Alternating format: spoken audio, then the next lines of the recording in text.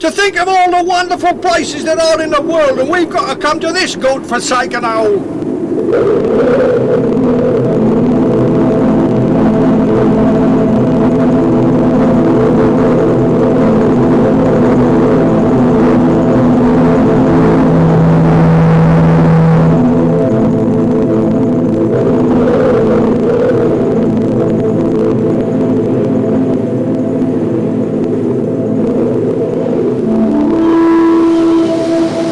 I love Wales more than life itself.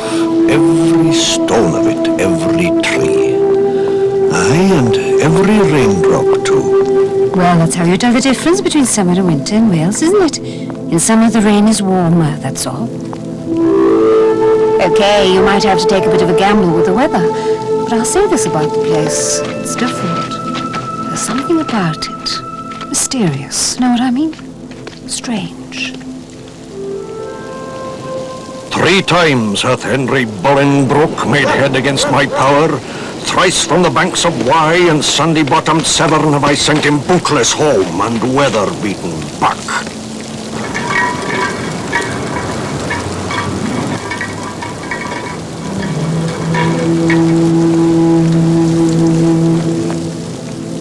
What I would like to know is, why should we always be held up to scrutiny by others? Are we that difficult to understand?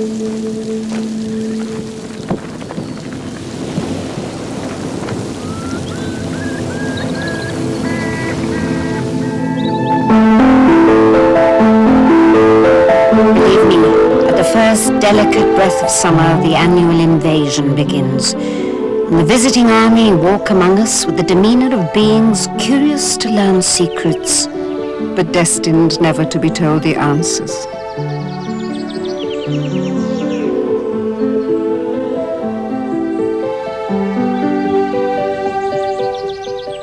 But do you know, I can't be sure as to whether they are watching us, or we are watching them.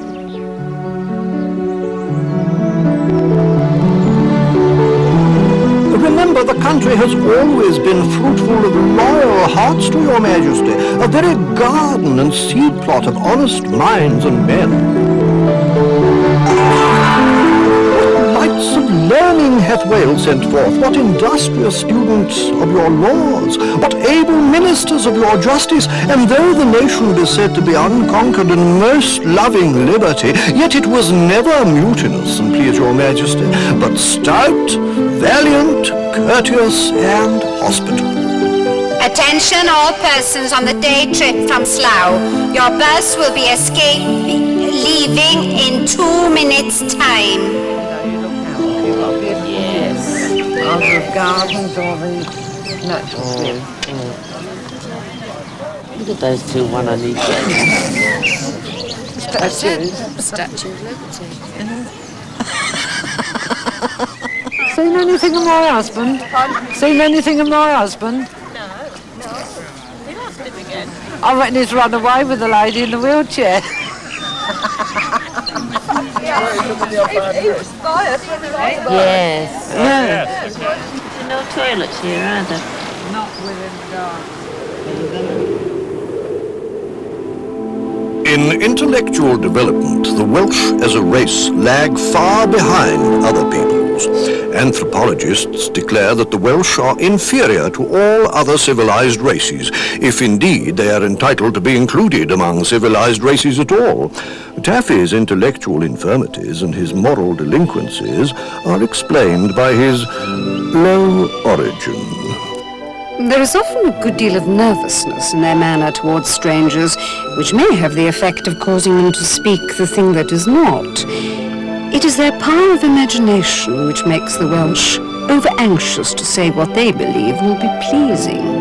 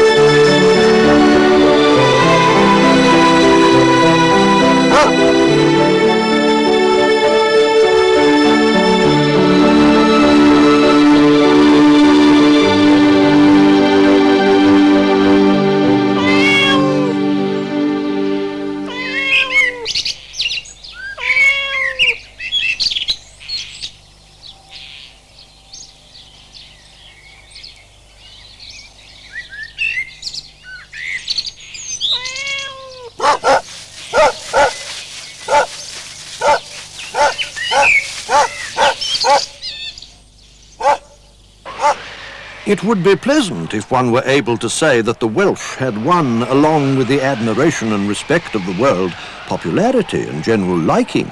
They're friendly, quick in intelligence, amusing to talk to, eager to learn. How is it, then, that the opinions entertained about them by so many people should be so unfavourable?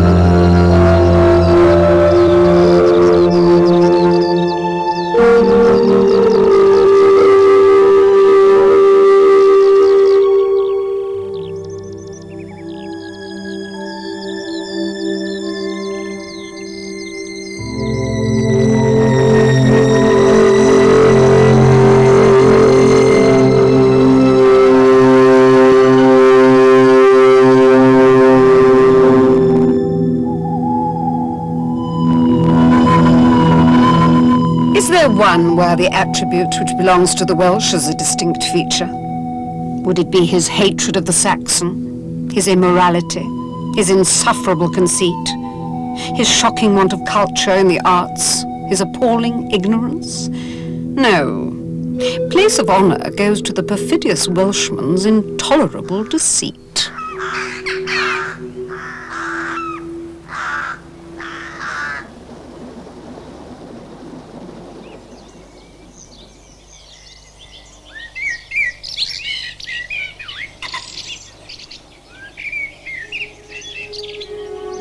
The more I see of these people, the more convinced I am that the Celtic strain in them is irretrievably mingled with the blood of a far older, far more mysterious race, whose traditions, less simple, less belligerent, less easy to understand than anything Celtic, are still concerned with some elusive secret of life, which the childlike Celtic imagination in them can only express in hesitating, fluctuating, and indirect symbols. And I have come to the dimly articulated conclusion that this cosmic secret, in the case of the Welsh, has to do with the acceptance of the monstrous injustices and tyrannies and disorders of nature and human society, without implacable resentment and without desperate self-pity. It is clearly a psychological secret of unfathomable value and of occult transmigration, a secret which, as the greatest of the bards declared of himself, was with my Lord in the manger, was with the Muse in the cauldron of Ceridwen.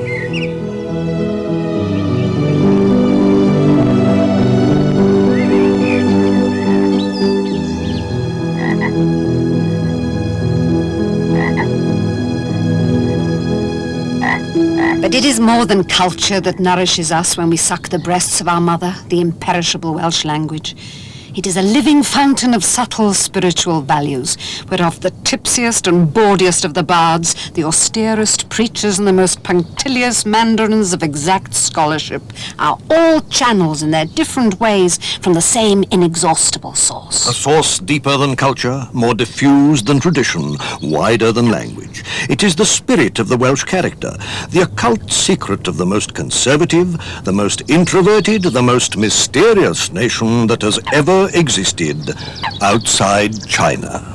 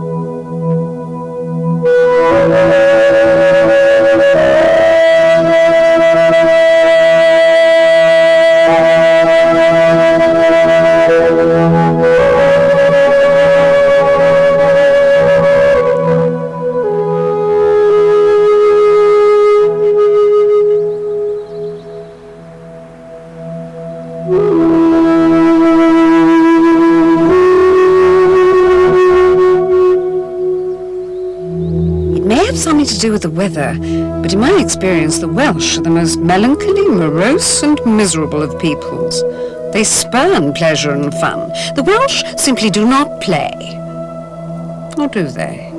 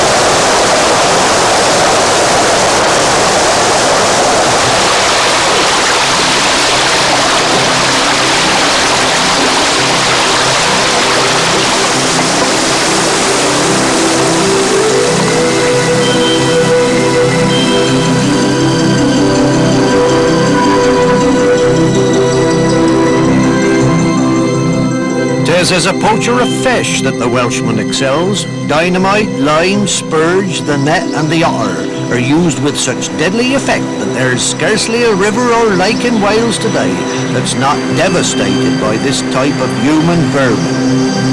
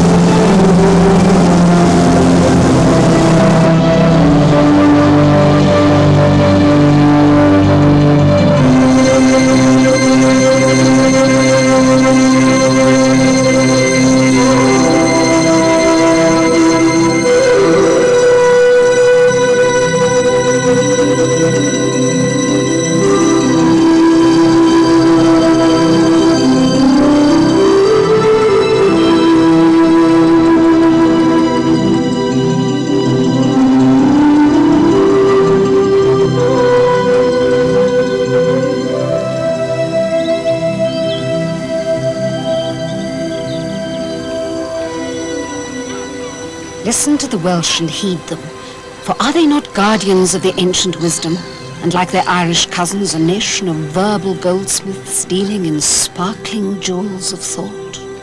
A nation of rheumatoid grumblers.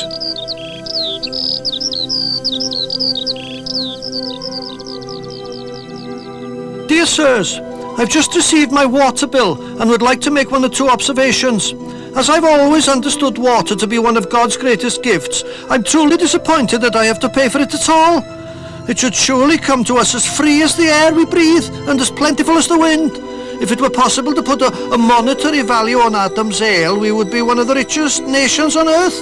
But in financial terms, we remain among the poorest in Europe. The price we pay for living in this most green and pleasant land is that we have the wettest feet and the weakest bladders in the Western world.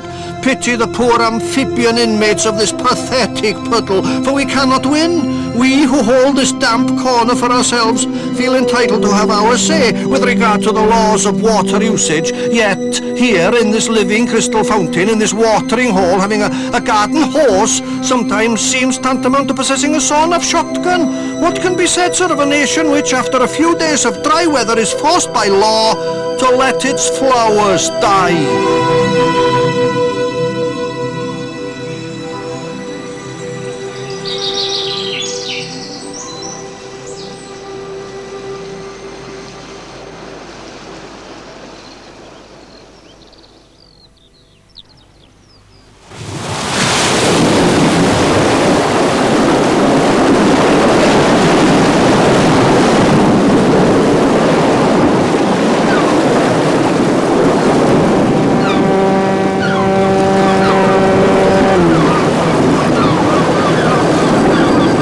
This nation, O King, said an old Welshman of Pencader to the victorious Henry II, may now, as in times of yore, be troubled and greatly weakened and destroyed by your and other power, and it will often prevail by its praiseworthy exertion, but it can never be wholly subdued by the wrath of man, unless the wrath of God shall concur. Nor do I think that any other nation than this of Wales, or any other tongue, whatever may come to pass hereafter, shall in the day of severe searching before the Supreme Judge answer for this corner of the earth.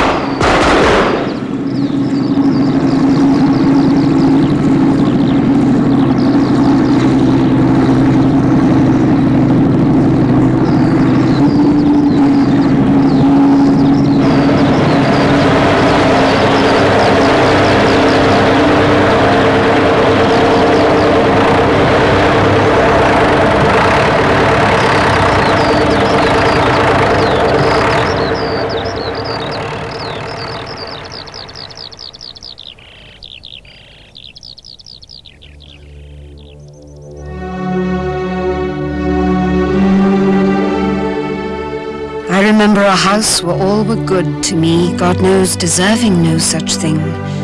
Comforting smell breathed at very entering, fetched fresh, as I suppose, of some sweet wood. That cordial air made those kind people a hood all over, as a bevy of eggs the mothering wing will, or mild nights the new morsels of spring. Why, it seemed, of course, seemed of right it should. Lovely the woods, waters, meadows, combes, vales, all the air things wear that build this world of Wales. Only the inmate does not correspond. God, lover of souls, swaying considerate scales, complete thy creature dear, oh, where it fails.